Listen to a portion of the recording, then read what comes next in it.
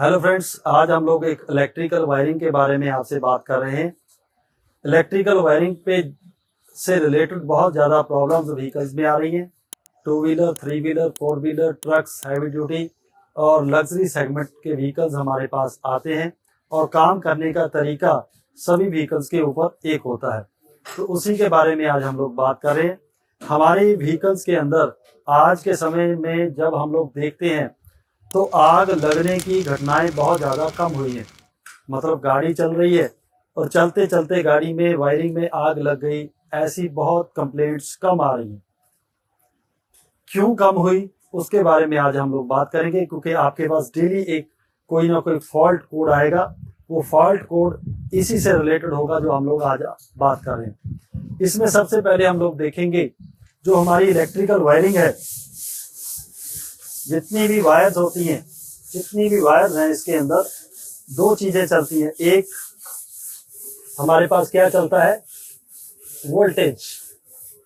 एक हमारे पास क्या चल रहा है, वोल्टेज। और दूसरा इस वोल्टेज के अंदर क्या चल रहा है, एम्पियर। क्या चल रहा है, एम्पियर। क्या होता है, जान होती है बैटरी की। क्या होती है, यदि हमारे पास 10 वोल्टेज है और गाड़ी स्टार्ट हो रही है, यदि हमारे पास वोल्टेज 9 हो गई और एम्पियर यहाँ पे कम हो जाते हैं, रिड्यूस हो गए कम बैटरी में। वोल्टेज तो है लेकिन हमारा इंजन क्या होता है, क्रैंकिंग के समय में क्या नहीं होता, घूमता नहीं है। तो इसके लिए हमें क्या चाहिए, उसके अंदर एम्पियर चाहिए। तो आज जब हमारे पास व्हीकल्स के अंदर क्या हो चुका है, इलेक्ट्रॉनिक्स मॉड्यूल आ चुके हैं, जिसको हम लोग क्या बोलते हैं, engine ECM, engine control module या इंजन कंट्रोल यूनिट।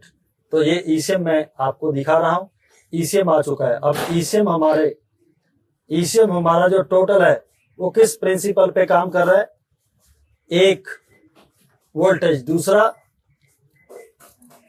एम्पियर। एक वोल्टेज और अब हमारी जो ये व्हीकल के अंदर यहाँ दिखाइए, ये हमारे पास एक व्हीकल में बैटरी है। इसके अंदर जो चार्ज हम लोग 12 वोल्टेज और 60 एम्पियर, दो चीजें हैं। अब हमारे पास हम लोगों ने क्या किया, ये 12 वोल्ट बैटरी से कहाँ ली, ईसीएम के अंदर।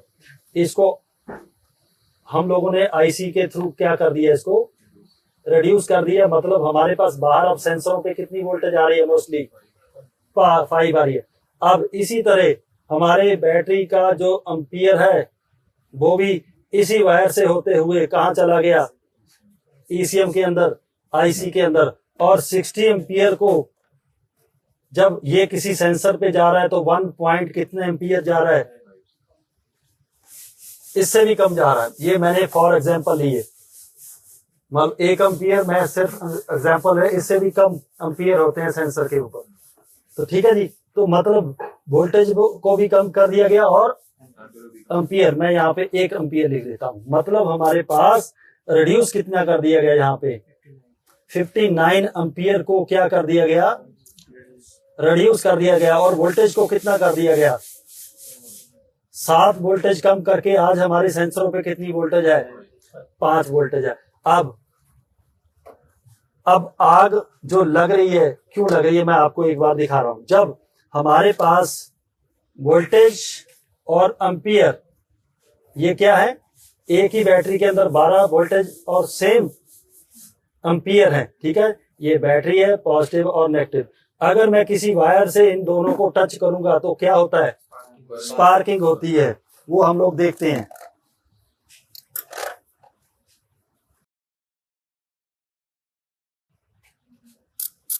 हुई स्पार्किंग,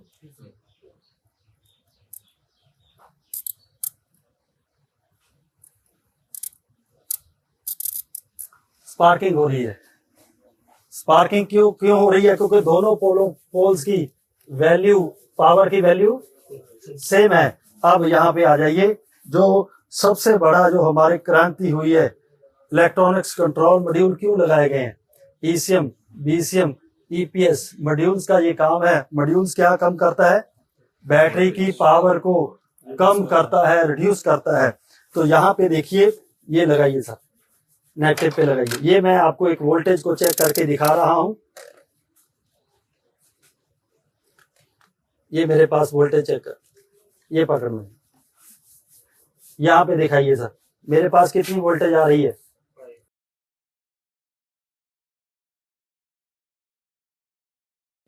कितनी वोल्टेज आ रही है?